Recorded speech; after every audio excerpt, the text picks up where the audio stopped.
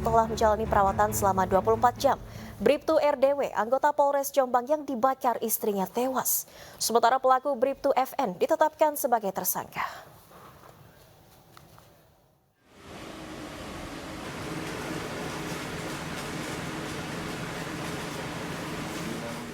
Jenazah korban dievakuasi dengan menggunakan ambulans dari ICU ke kamar jenazah Rumah Sakit Dr. Wahidin Sudirohusodo, Kota Mojokerto. Setelah diidentifikasi tim Inafis Polres Mojokerto Kota, kemudian korban dibawa ke rumah duka Jombang untuk dimakamkan secara kedinasan. Sementara itu Kapolres Mojokerto Kota AKBP Daniel S. Marunduri mengatakan, pelaku Bribtu FN telah diserahkan ke Polda Jawa Timur dan ditetapkan tersangka.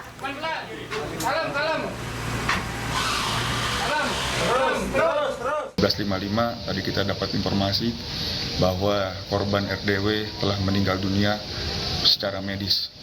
Dan tadi kami sudah berkoordinasi dengan Polda Jatim dan berkoordinasi dengan Polres Jombang bahwa akan dimakamkan secara kedinasan. Ini kita lagi di rumah sakit bahwa nanti bentar lagi akan dibawa korban ke kampung halaman untuk disemayamkan.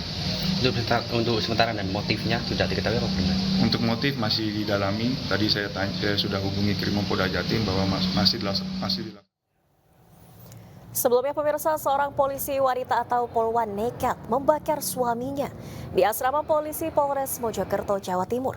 Akibat kejadian tersebut, sang suami Bribka AAP, anggota Polres Jombang mengalami luka bakar hingga 90% dan dibawa ICU Rumah Sakit Dr. Wahidin Sudirohusodo, Kota Mojokerto.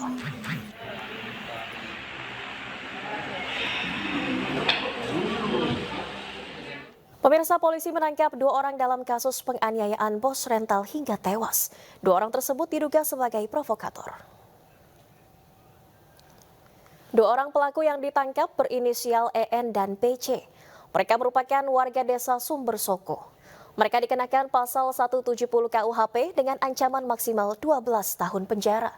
Selain mengamankan terduga pelaku, polisi juga telah mengevakuasi sebuah mobil Daihatsu Sigra yang dirusak dan dibakar oleh warga milik korban. Proses evakuasi berlangsung dramatis karena mobil berada di tengah hutan. Selain menahan 2 tersangka, polisi masih melakukan pengembangan dan masih memburu pelaku lain yang diduga terlibat dalam penganiayaan yang menyebabkan orang lain meninggal dunia. Jadi kami sudah menahan 2 orang terkait dengan dugaan kekerasan secara bersama-sama yang menyebabkan meninggal dunia, yaitu saudara EN dan saudara BC, warga desa Sumber Suko, di mana keduanya kami tetapkan sebagai tersangka pasal 170 yang mana ancamannya penjara maksimal 12 tahun. Bahwa kami saat ini juga masih terus melakukan upaya pengembangan terhadap para pelaku pengeroyokan terhadap para korban. Itu ada kemungkinan tersangka lain selain 2 orang itu? Iya, saat ini kami sedang melakukan pengembangan untuk mencari pelaku-pelaku lain. Kondisi korban yang 3 itu? Untuk korban saat ini yang 1 masih belum sadar, yang 2 menurut informasi dari anggota kami yang berjaga sudah sadar. Pemirsa, kapal motor Umsini milik PT Pelni tujuan Surabaya Jakarta terbakar di Pelabuhan Soekarno-Hatta Makassar, Sulawesi Selatan. Ribuan penumpang pun panik berlarian menyelamatkan diri.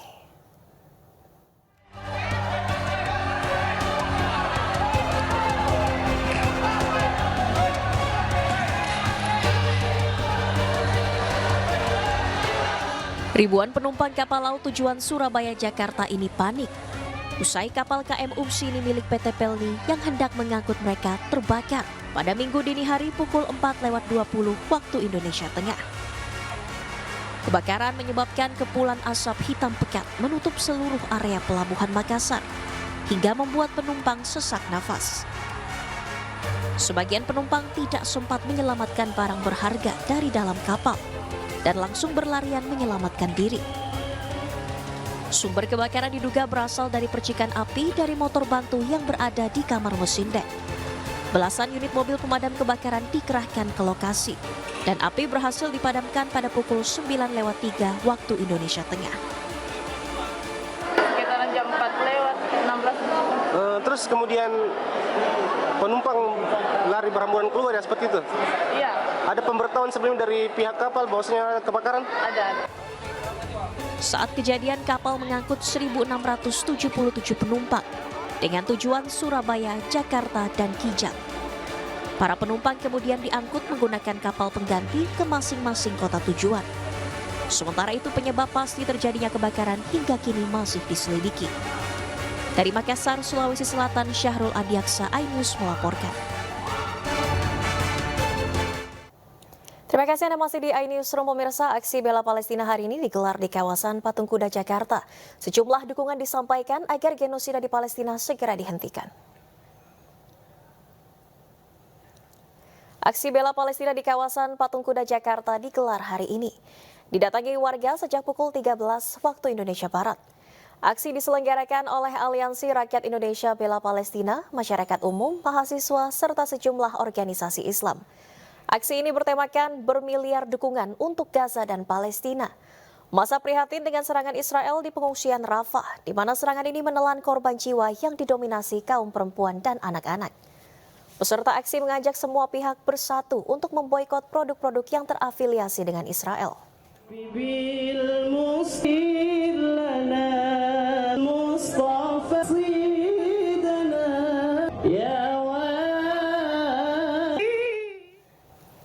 Dan pemirsa, untuk mengetahui situasi terkini aksi bela Palestina yang digelar di kawasan Patung Kuda, Jakarta, kita sudah terhubung dengan Faisal Rinaldi di lokasi. Selamat malam Faisal, bagaimana situasi terkini di sana? Ya, selamat malam Valeri dan juga pemirsa, dapat kami sampaikan untuk situasi saat ini di kawasan Patung Kuda, Jakarta. Memang untuk masa aksi ini sudah membubarkan diri, alias saat ini untuk wilayah atau untuk kawasan Patung Kuda memang sudah kosong. Di mana tadi aksi bela Palestina ini dimulai sekitar pukul 3 sore atau 15.00 waktu Indonesia Barat dan selesai sekitar pukul 17.30 waktu Indonesia Barat.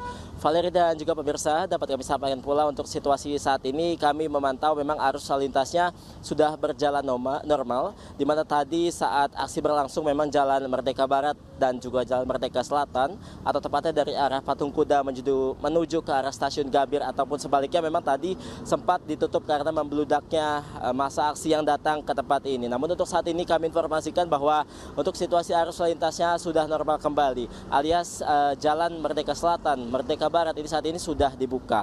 Valeri dan juga pemirsa, dapat kami sampaikan bahwa memang pada aksi bela Palestina tadi sejumlah masyarakat yang tergabung dalam Aliansi Rakyat Indonesia Bela Palestina menggelar aksi bela Palestina di kawasan Patung Kuda, Jakarta, di mana memang aksi tersebut diselenggarakan sebagai bentuk rasa dukungan rakyat Indonesia terhadap bangsa Palestina dan juga mengecam perbuatan yang dilakukan oleh Israel yang memang hingga saat ini masih terus menjajah atau melakukan genosida terhadap bangsa Israel. Demikian Valeri, kembali ke Anda.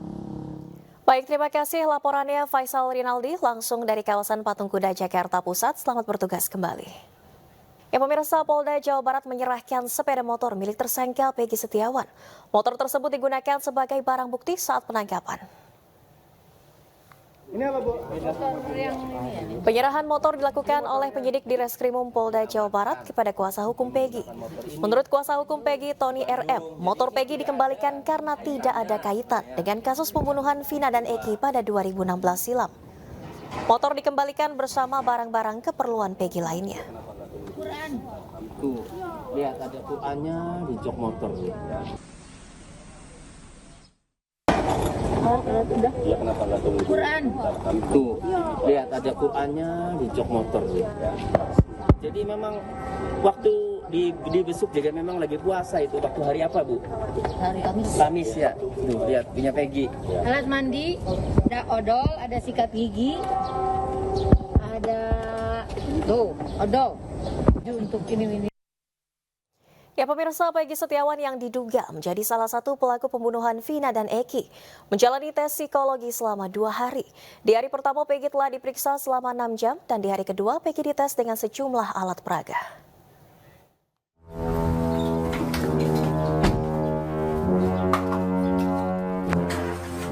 Peggy Setiawan menjalani pemeriksaan psikologi di Polda Jawa Barat sejak kemarin. Tim kuasa hukum dan ibunda Peggy Setiawan datang ke Polda Jabar untuk memenuhi panggilan penyelidikan di Reskrimum, mendampingi tersangka Peggy Setiawan dalam pemeriksaan tes psikologi yang akan dilakukan penyidik selama 2 hari.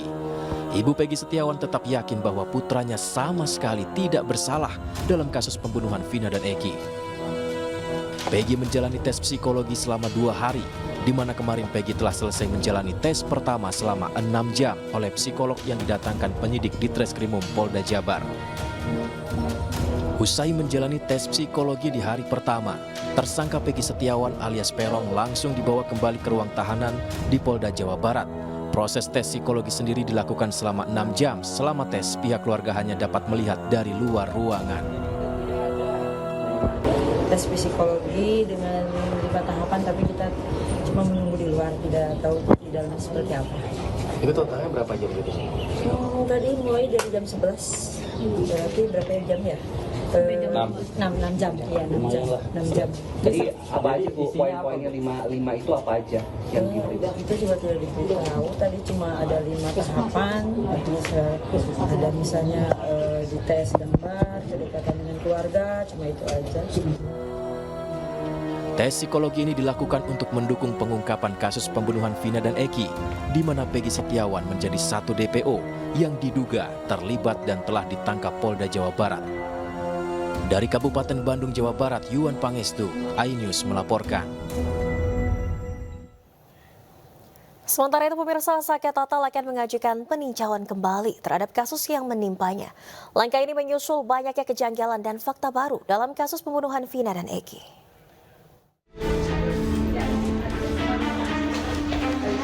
Melalui kuasa hukumnya yang diwakili 5 advokat dan dipimpin Farhad Abbas serta Krina Murti, langkah peninjauan kembali dilakukan menyusul adanya kejanggalan-kejanggalan dalam kasus Vina dan Eki ini. Apalagi sejumlah saksi banyak yang mencabut keterangannya di pengadilan. Ini membuktikan adanya ketidakkonsistenan dari para saksi begitu kasus ini mencuat kembali. Selain melakukan peninjauan kembali, kuasa hukum Saka Tatal juga akan melaporkan para saksi yang sudah berbohong di bawah sumpah ke polisi. Tetap akan melakukan upaya peninjauan kembali. Saya nggak mau menyalahin polisi sekarang ataupun apapun. Nanti kita cari keputusan terbaik, pasti ketahuan semuanya. Nah, kemudian rencana kami juga akan melaporkan saksi-saksi yang berbohong itu. Sepakat. Saksi yang berbohong kita laporkan, ya. Walaupun mereka mencabut, sekarang sudah kita syukuri, tapi kita akan laporkan bahwa ada keterangan saksi palsu di situ. Karena merugikan daripada Saka Tatal. Pasti. Nah, kedua, kemudian buat kalau tadi yang komplain bahwa polisi-polisi pensiun nongol, ada sebagian purnawirawan yang betul-betul mendukung agar kasus ini terang, ada. Mereka adalah purnawirawan intelek. Ada juga purnawirawan yang nakut-nakutin kita, ada. Kalau kita salah ngomong katanya kita mau dikenai undang-undang ITE. Ada, ya kan? Nah, kemudian buat pengacara-pengacara saya sarankan, kalian tampil di sini sebagai pembela, jangan sebagai pembelot. Sementara itu, selain melakukan peninjauan kembali, kuasa hukum juga akan mengajukan permohonan perlindungan Saka Tatal ke LPSK. Hal itu dilakukan agar Saka Tatal bisa terlindungi lantaran sebagai saksi dan korban. Dari Cirebon, Jawa Barat, Miftahuddin, iNews melaporkan.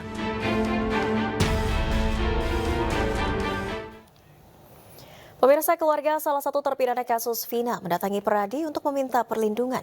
Adik salah satu terpidana kasus Vina mengaku didatangi polisi pada malam hari dan diminta menandatangani sejumlah berkas. Ya, waktu tanggal 23 itu malam Jumat, saya itu didatengin polisi ke rumah saya, ya, orang tua saya. Itu ada 4 orang. Jadi pas masuk dia bilang dari Polres Kota Cirebon, dia itu 2 itu jaga pintu untuk nutupin pintu, yang satu bawa map sama kertas kosong gitu, yang satunya ngobrol sama kita. Pas ngobrol itu tentang Sudirman, dia ngasih kabar dia itu kangen dan keluarga harus ketemu. Nah, pas waktu itu saya aneh, kok ada Polres kok ngasih tahu seperti itu tanpa ada surat panggilan. Pas waktu itu saya diminta sama keluarga, dimintain tanda tangan. Nah, saya tidak mau untuk tanda tangan itu karena itu tidak jelas untuk apa tanda tangannya. Ya pemirsa, keluarga salah satu terpidana mengaku didatangi 4 orang polisi ke rumah pada malam hari. Mereka membawa sejumlah dokumen, sebagian diantaranya hanya kertas kosong. Apa sebenarnya yang terjadi? Untuk membahasnya kita sudah terhubung dengan Komisioner Kompolnas Yusuf Warshim. Assalamualaikum, selamat malam Pak Yusuf. Waalaikumsalam, selamat malam Valeri. Ya Pak Yusuf, dari sudut pandang Bapak sendiri, lazim atau tidak polisi datang ke rumah malam-malam dan meminta keluarga dari tersangka menandatangani berkas? Baik, jadi saya menjawabnya begini. Tanggal 28 Mei yang lalu kami kan sudah ke Polda meminta klarifikasi ya. Pada saat itu juga kami juga menyampaikan bahwa karena kebetulan saya pernah bertemu dengan Ibu Titin, kuasa hukum Tatal dan kuasa hukum Sudirman kalau nggak salah, itu saya sampaikan ke penyidik bahwa dan sekaligus menanyakan apakah mengetahui kuasa hukum Saka Tatal termasuk kuasa hukum Sudirman Ibu Titin karena pernah bertemu dengan kami.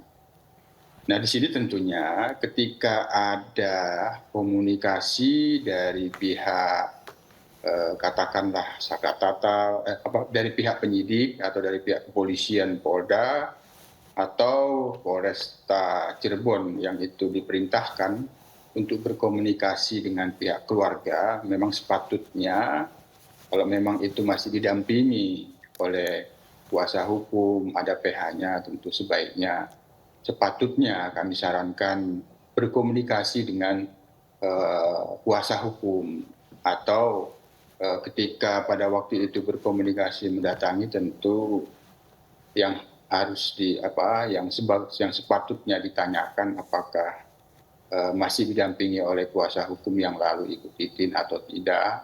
Apabila pihak keluarga menjelaskan masih, tentu komunikasinya perlu didampingi oleh kuasa hukum agar hak-hak yang apakah itu saksi ataupun keluarga sendiri tidak merasa ada intimidasi atau apapun. Ini kan jadinya seperti ini. Nah tentu keluhan apa yang dialami oleh pihak keluarga, salah satu saksi yang itu juga terpidana, katakanlah itu kalau memang betul keluarga Sudirman didatangi oleh pihak kepolisian, tentu ini kami catat, akan kami jadikan masukan dan mengingatkan kepada pihak kepolisian sepatutnya dikomunikasikan dengan kuasa hukum, bersama-sama dengan kuasa hukum ketika berkomunikasi kepada keluarganya apabila mereka masih didampingi oleh kuasa hukum. Hanya kami sendiri tentu perlu dipastikan dari pihak saksi atau terpidana Sudirman sendiri bagaimana, tentu nanti akan kami mintakan klarifikasi agar lebih jelas posisinya terkait dengan pendampingan hukum terhadap Sudirman pada saat ini. Oke, tapi SOP-nya seperti apa Pak Yusuf? Apa memang boleh begitu polisi menemui dan juga tidak didampingi oleh kuasa hukum di luar jam kerja malam hari? Untuk menimbulkan kesalahpahaman sepatutnya karena sepengetahuan kami ada kuasa hukum yang mendampingi Saka Tatal dan saksi dan terpidana Sudirman pada waktu itu.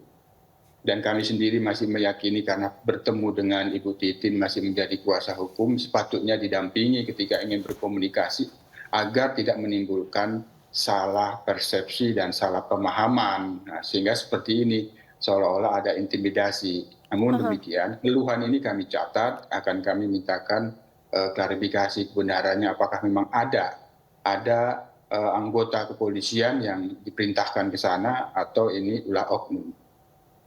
Kalau menandatangani berkas apa kira-kira yang masih dibutuhkan, Pak Yusuf? Nah tentu itu perlu dikonfirmasi kembali kepada penyidik. Oleh karena itu kalau itu kaitannya dengan berkas penyidikan, apakah itu perlu mendapatkan konfirmasi dari pihak keluarga? Sekali lagi sepatutnya karena sepengetahuan kami saksi terpidana Sudirman itu dulu didampingi oleh kuasa hukum Ibu Titin, tentu sepatutnya apabila ada hal-hal yang ingin dimintakan terkait dengan berkas perkara maka perlu didampingi agar tidak menimbulkan kesalahpahaman oleh kuasa hukum. Artinya dari Kompolnas dalam waktu dekat akan meminta keterangan dari penyidik ataupun mengkonfirmasi apakah betul ada pertemuan pada malam itu. Ya, kami sampai hari ini terus memantau, kami tidak pernah lengah untuk memantau proses perjalanan penyidikan, terlebih terhadap yang sudah ditetapkan tersangka pada saat ini. Yang ini kan sudah 20 hari penahanannya, harus ada kepastian hukum ini. Tentu kan ini kalau masih ditahan harus minta perpanjangan. Karena itu kami berharap penyidik segera memberikan kepastian hukum. Kalau masih tidak ada kemajuan atas bukti-bukti yang pernah disampaikan kepada kami tanggal 28 yang lalu, tentu ini sangat riskan untuk mempertahankan penahanan.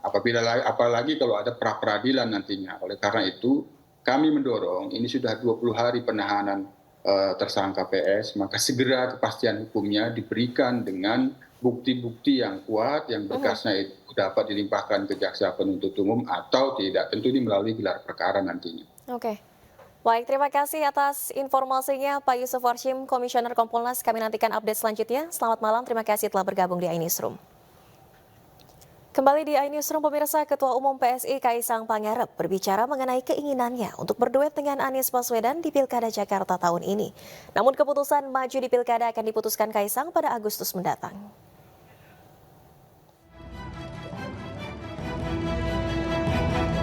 Ketua Umum PSI Kaisang Pangarep berbicara mengenai keinginan dirinya untuk ikut dalam Pilkada Jakarta 2024. Hal tersebut disampaikan Kaisang dalam YouTube GK Hebat. Putra bungsu Presiden Jokowi ini bicara soal kemungkinan dirinya berduet dengan Anies Baswedan. Hal tersebut bermula saat Kaisang ditanya pilih Jakarta atau Solo. Jadi maunya wali kota Solo atau Jakarta? Kalau bisa disuruh pilih nih, suruh pilih Jakarta.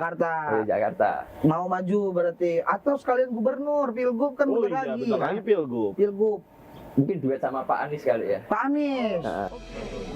Sementara Kaisang Pangarep juga berbicara soal kemungkinan dirinya ikut dalam pemilihan gubernur dan wakil gubernur Jakarta 2024. Namun Kaisang menyebut keputusan akan disampaikan pada Agustus mendatang. Sekarang PSI sendiri ada 8 kursi di DKI. Jadi kalau kita lihat sewajarnya PSI bisa mencalonkan gubernur maupun wakil gubernur, walaupun masih harus berkoalisi dengan partai yang lain. Kalau ditanya saya maju atau tidak, tunggu kejutannya di bulan Agustus. Sementara terkait pernyataan Kaisang, Anies Baswedan menyatakan belum ada komunikasi dengan putra bungsu Presiden Jokowi ini.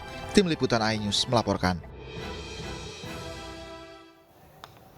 Ya pemirsa, apa sebenarnya maksud pernyataan Kaisang? Apakah bisa dianggap sinyal duet dengan Anies Baswedan atau semata-mata cek ombak saja? Untuk membahasnya kita sudah terhubung dengan pengamat politik Adi Praitno. Selamat malam. Assalamualaikum Bang Adi Prai. Selamat malam. Waalaikumsalam warahmatullahi wabarakatuh. Oke, Bang Adi, ini kalau kalimat dari Kaisang tunggu kejutan di Agustus, yang Anda cermati apakah ini sinyal sudah pasti wajib pilkada atau tidak?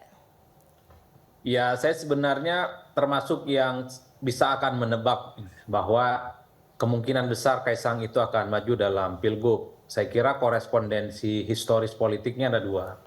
Pertama, tentu putusan Mahkamah Agung yang beberapa waktu yang lalu memperbolehkan orang yang belum umur 30 tahun saat untuk pencalonan, tapi 30 tahun saat dilantik, itu kan kemudian sebenarnya orang seperti Mas Kaisang ini boleh untuk mencalonkan diri sebagai calon gubernur. Yang kedua tentu beberapa waktu yang lalu ketika muncul flyer yang disampaikan oleh salah satu petinggi partai Gerindra soal Kaisang yang akan maju ke Jakarta ya berpasangan dengan Budi Juwandono.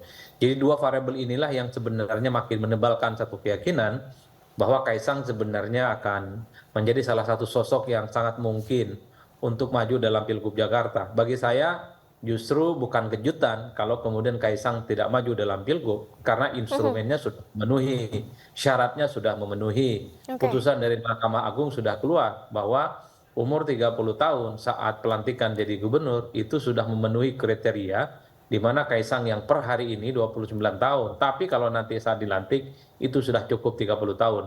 Jadi menurut saya Mbak, bahwa justru agak sedikit menjadi tanda tanya jika kemudian Kaisang itu tak jadi maju. Tentu publik berharap Kaisang maju di Jakarta, pasti akan menarik.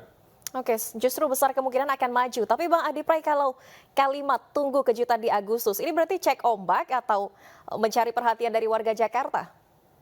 Ya pastinya sedang cek ombak. Pastinya Kaisang ini mencoba untuk membangun satu diskursus bahwa dengan menggunakan istilah tunggu kejutan di Agustus, ini kan secara tidak langsung bahwa Kaisang ini akan terus menjadi teka-teki, terus akan menjadi misteri, dan terus menjadi spotlight pembicaraan soal kemungkinan maju dalam Pilgub Jakarta. Wajar kalau kemudian per hari ini publik selalu bertanya-tanya kepada Kaisang untuk segera deklarasi, mencari dukungan partai politik dan maju dalam Pilgub Jakarta. Ini bagian dari strategi komunikasi politik sebenarnya.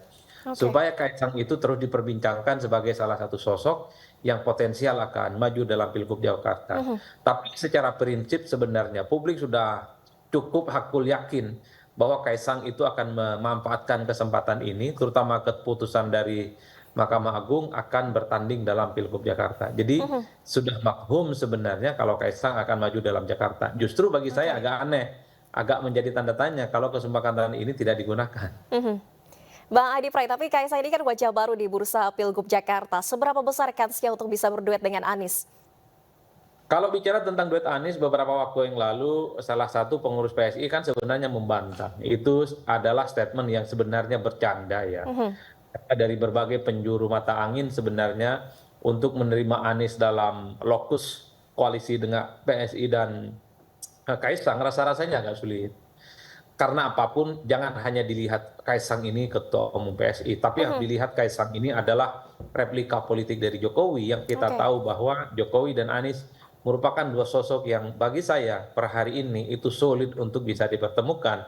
Jadi wajar kalau kemudian sebenarnya pernyataan Kaisang soal keinginannya untuk berduet dengan Anies Baswedan ini hanya sebatas joke, ini hanya sebatas lelucon yang sangat mustahil untuk bisa direalisasikan dalam realitas politiknya. Yang kedua, bagi saya sekalipun anggaplah kita berandai-andai ya, andai duet antara Anies Baswedan dan Kaisang ini terjadi, kan orang yang kemudian bertanda tanya sebenarnya siapa yang jadi calon gubernur dan siapa calon wakil gubernur. Karena Anies nggak mungkin jadi calon wakil gubernur. Pertanyaannya adalah apa mungkin Kaisang menjadi calon wakil gubernur mengingat posisinya itu adalah ketua umum PSI dan anaknya presiden.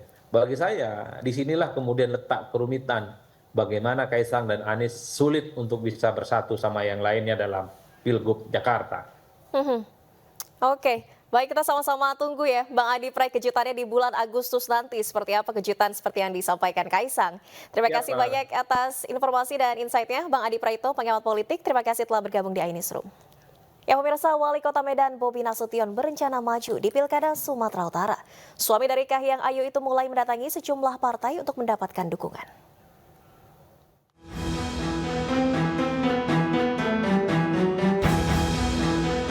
Jelang Pilkada Sumatera Utara 2024, Wali Kota Medan Bobi Nasution mulai bersilaturahmi dengan sejumlah partai politik, salah satunya dengan Partai Kebangkitan Bangsa. Kedatangan Bobi ke kantor DPP PKB ini adalah untuk mengikuti uji kelaikan dan kepatutan untuk menjadi Gubernur Sumatera Utara pada Pilkada serentak 2024. Ketua DPP PKB Sumatera Utara, Jafar Suhairi Nasution menyebut Bobi sudah mendapat sinyal baik dari PKB terkait rencana dirinya maju di Pilgub Sumatera Utara. Alhamdulillah sinyalnya sangat kuat. Mudah-mudahan kehadiran beliau hari ini membawa bertahan tentunya dan mudah-mudahan bisa ketum Muhaimin direstui. Tapi dari bahasanya, dari gesturnya sudah tinggal kita sabar menunggu ya. Sebelumnya Bobi juga mengaku telah berkomunikasi dengan Partai Golkar terkait Pilkada Sumatera Utara. Bobi juga tak menampik tentang rencana akan disandingkan dengan Musa Rajeksa. Namun demikian, Bobi mengaku masih menunggu keputusan Partai Golkar. Jack ataupun dari Golkar yang akan menyampaikan. Ya bocor-bocorannya mungkin ya. Mudah-mudahan doain. Itu akan bergandengan sama Pak Jack atau tidak? makanya nanti diumumin hasil pertemuan, hasil diskusi yang saya tahu. Tentunya ini nanti apapun hasilnya yang akan menyampaikan nanti dari Golkar ataupun dari Bang Ijeknya langsung. Tim Liputan iNews melaporkan. Pemirsa, isak tangis mewarnai pelepasan calon jemaah haji Sukoharjo menuju asrama haji Dorohudan, Boyolali, Jawa Tengah. Isak tangis juga tidak terbendung saat calon jemaah haji asal Padang Laos Utara berpisah sementara dengan keluarga untuk menjalankan ibadah ke Tanah Suci.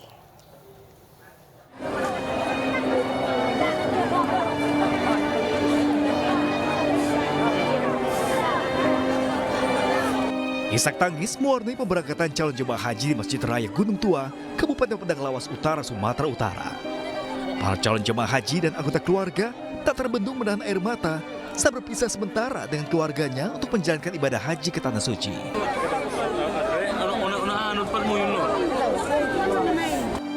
Tangis haru jemaah karena rasa syukur mampu menjalankan rukun iman yang kelima. Sebanyak 191 jemaah asal Padang Lawas Utara dengan kloter 24 embarkasi Kota Medan hari ini akan diberangkatkan dari Bandara Kuala Namu menuju Bandara King Abdul Aziz Jeddah.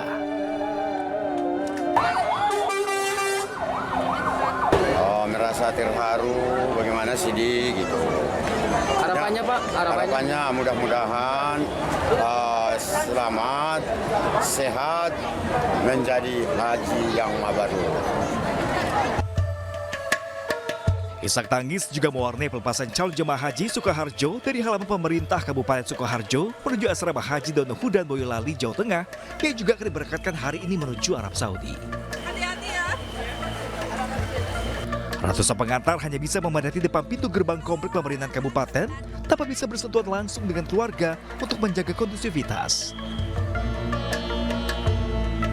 Untuk tahun ini, pemerintah Kabupaten Sukoharjo memberangkatkan 827 calon haji asal Kota Makmur Sukoharjo. Calon jemaah haji beresiko tinggi, bakal dibekali dan wajib memakai gelang khusus. Hal itu dilakukan guna memudahkan tim medis memantau kondisi kesehatan calon haji beresiko tinggi. Dari Sukoharjo, Jawa Tengah dan Padang Lawas Utara, Sumatera Utara, iNews melaporkan. Ya pemirsa, 300 koper milik jemaah calon haji kloter 98 dan 99 asal Sumeneb, Jawa Timur diamankan petugas Bea Cukai Juanda. Pasalnya pemilik koper kedapatan membawa rokok melebihi batas peraturan yang berlaku.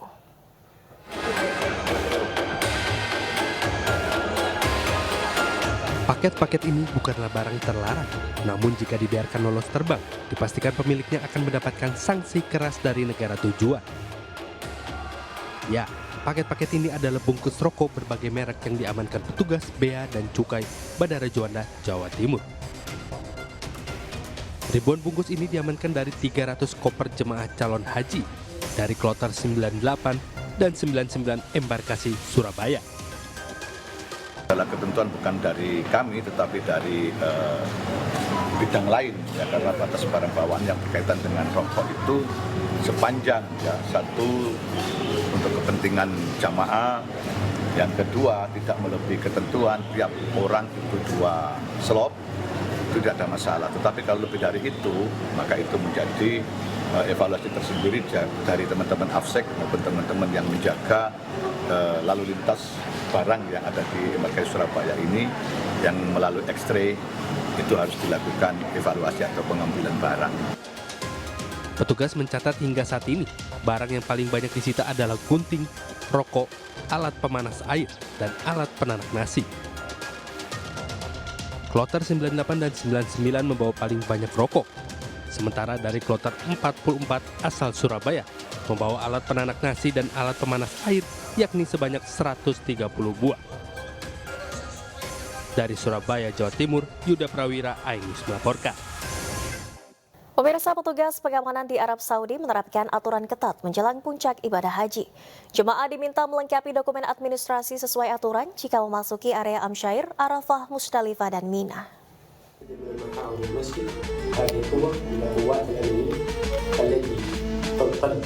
Pengamanan intensif dan ketat diterapkan jelang puncak ibadah haji di Mekah, Arab Saudi.